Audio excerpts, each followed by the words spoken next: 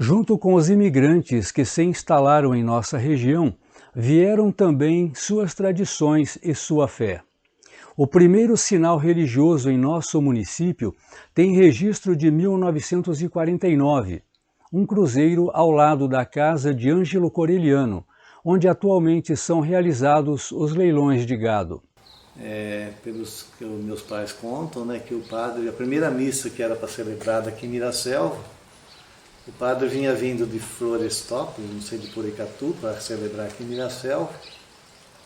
E por causa da chuva ele não pôde chegar até Miraselva e celebrou a primeira missa, foi no nosso sítio, lá perto da Boa Vista, na casa do meu tio, do tio Guino. A primeira missa foi celebrada lá. Até então não tinha missa aqui. Tinha celebrado a primeira missa, foi lá, no nosso sítio, lá perto da Boa Vista. Você lembra o ano? Eles instalaram em 49, deve ter 49, 50 por aí, né?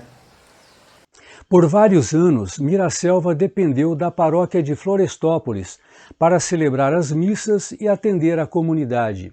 Isso acontecia apenas uma vez por mês. Somente no ano seguinte, em 23 de março de 1950, foi celebrada a primeira missa dentro do patrimônio, no local onde estava fincado o cruzeiro. Nesse mesmo dia, foi eleito o Sr. Guino Tonin como o primeiro presidente da comunidade católica. E uma das primeiras decisões foi de construir uma capela ainda naquele ano de 1950.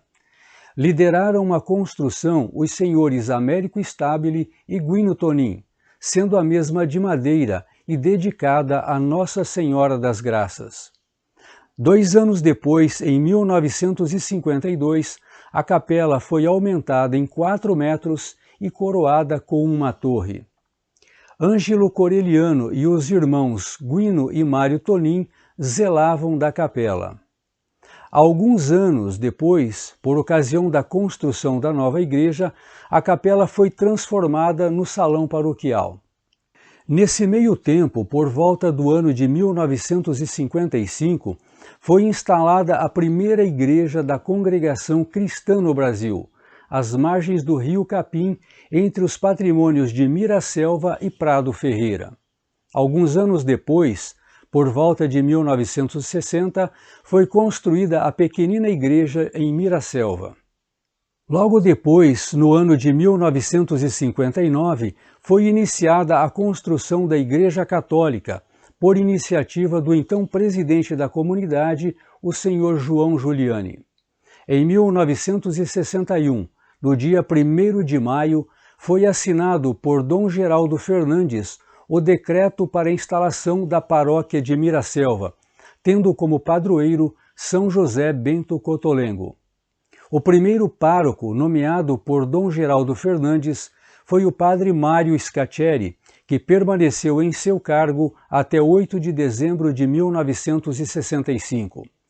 Lembramos que até o ano de 1961, Miraselva era uma capela da grande paróquia de Porecatu.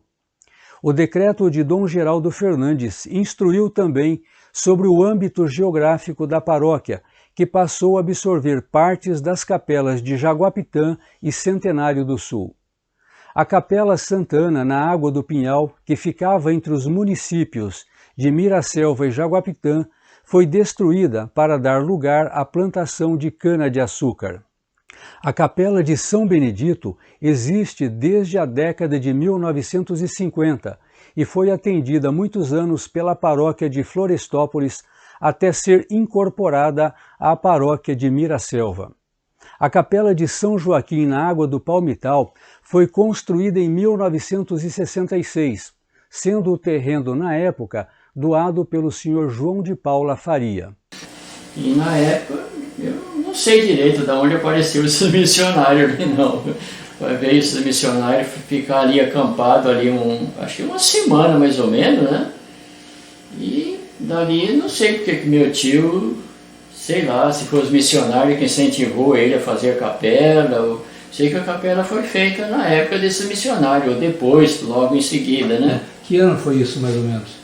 Deve ter sido aí de 55, 57, mais ou menos. Eu não lembro o nome do padre que era de Miraselva, achou que tinha que fazer uma capela maior, porque lá era muito pequena, não cabia o povo. Aí nós mudamos a capela aqui para esse sítio aqui. Enquanto isso, ainda na década de 70, a pequenina igreja de madeira da Congregação Cristã no Brasil deu lugar a uma nova igreja de alvenaria.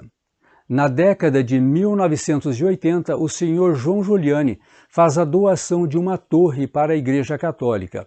Essa torre passa por várias reformas ao longo dos próximos anos.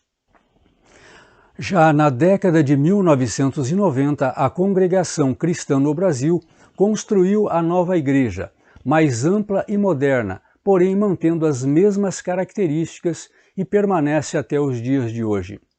E finalmente, no ano de 2016, a matriz da Igreja Católica passa por uma grande reforma que também permanece até os dias de hoje.